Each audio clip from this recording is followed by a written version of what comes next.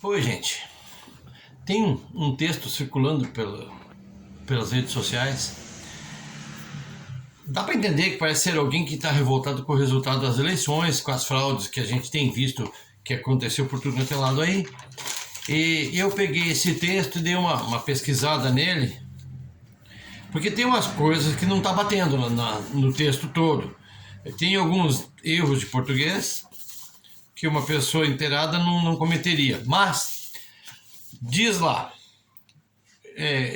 essa pessoa tenta dar veracidade para a produção do texto para um grupo de direito, não sei do que. O grupo de direito não se envolve com isso, mas vamos nessa. Eu vou ler para vocês. Eu dei uma escrevi um pouquinho para diminuindo um pouquinho muitas baboseiras que tinha lá. Então diz que Alexandre de Moraes, nas eleições de 2022, vendeu as eleições para o PT. E que todos os mesários chefes de urnas de cada colégio eleitoral foram reclusos nos quartos do hotel, no máximo até o lobby, no dia 26 de setembro, a partir das 13 horas. Pô, peraí. Meu sobrinho é mesário aqui e ninguém fica recluso em lugar nenhum, ninguém fica em hotel. Bom, numa reunião onde teve a participação de, vejam bem, depois no final a gente vai comentar e quem quiser pesquisar mais, pesquisa, que participou Zé Dirceu, Jean Willis, Boulos, Dunga, o jogador, o José Roberto Arruda, William Bonner e a Denise Coates, a inglesa lá, que é a dona da empresa Bit365, que essa empresa explora jogos de azar pela internet. Os funcionários, esses mesários e esses chefes de urna não gostaram de ter ficado isolados, se sentiram ofendidos e disseram que não ia participar da falcatrua. Aí, para dar um cala-boca neles, eles mudaram de ideia quando cada integrante líder recebeu $70 mil e para os mesários foi disponibilizado $400 mil para dividir entre eles. Aí eles aceitaram, concordaram com participar da falcatrua. Primeiro que o mesário, ele não tem nada a ver com isso. Só quem tem a ver, quem tem o código-fonte da urna, só. Então, o custo para essa operação foi de $23 milhões via empresa Bit365, que depois lá no final eu vou comentar uma coisa sobre essa empresa Bit, que no Brasil é proibido jogos de azar.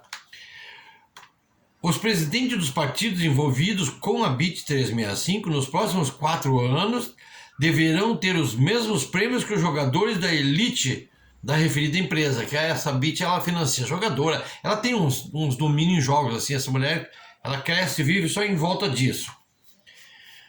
E cita o nome do jogador: Van Gaal da Holanda, o Usain Bolt da Jamaica, o Neymar brasileiro e o tal de Marco Reus da Alemanha.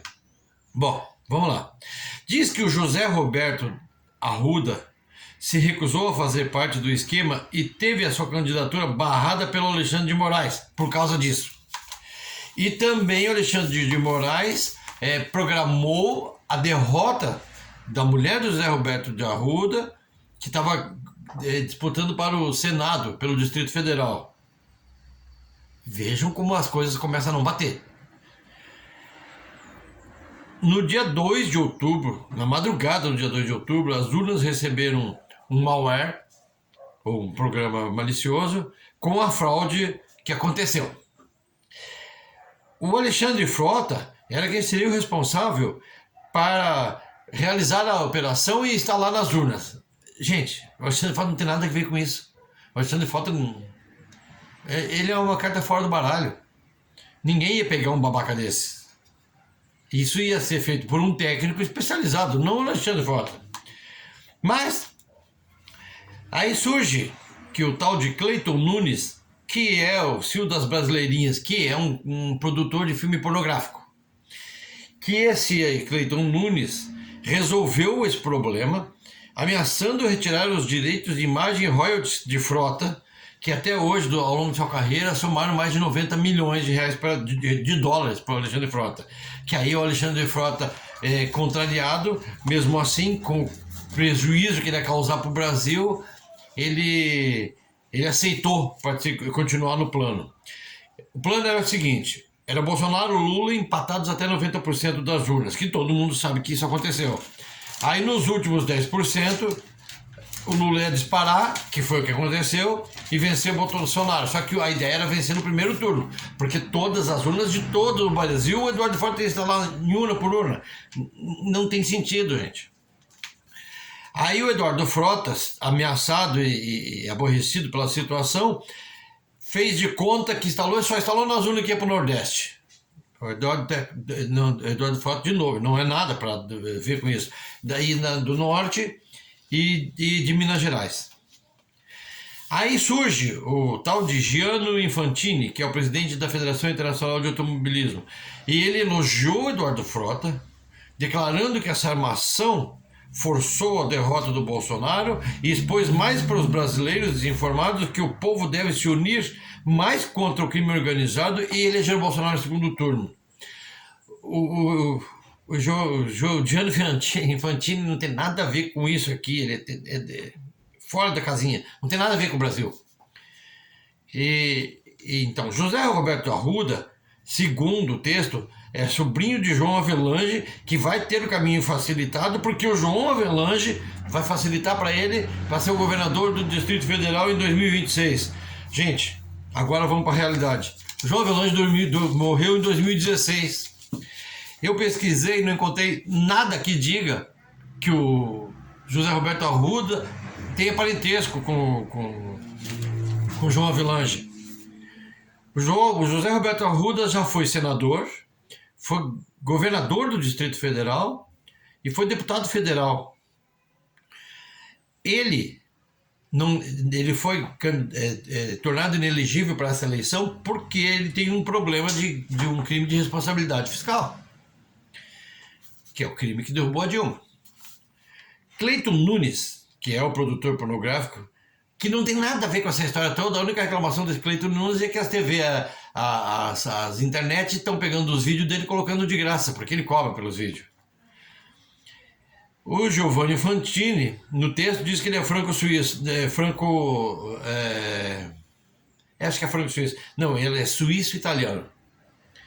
E ele não tem nada a ver com esse mundo daqui.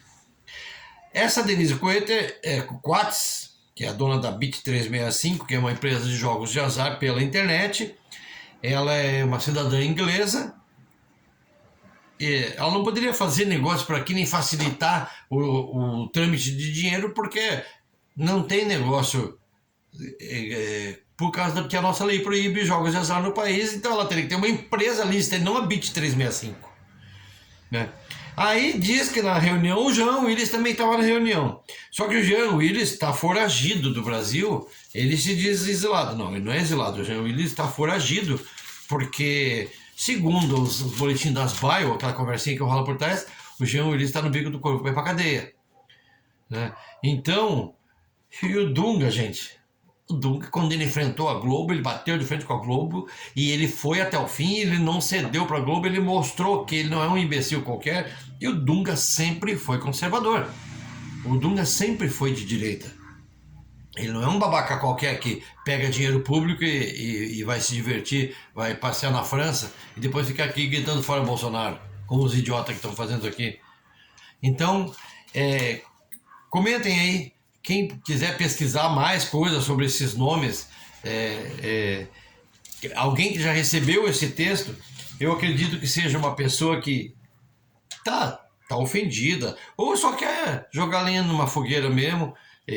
A gente já viu as fraudes aparecer, tudo se descobriu, né? Mas realmente é um pouquinho de falta do que fazer, né? Então, comentem lá sobre isso aí.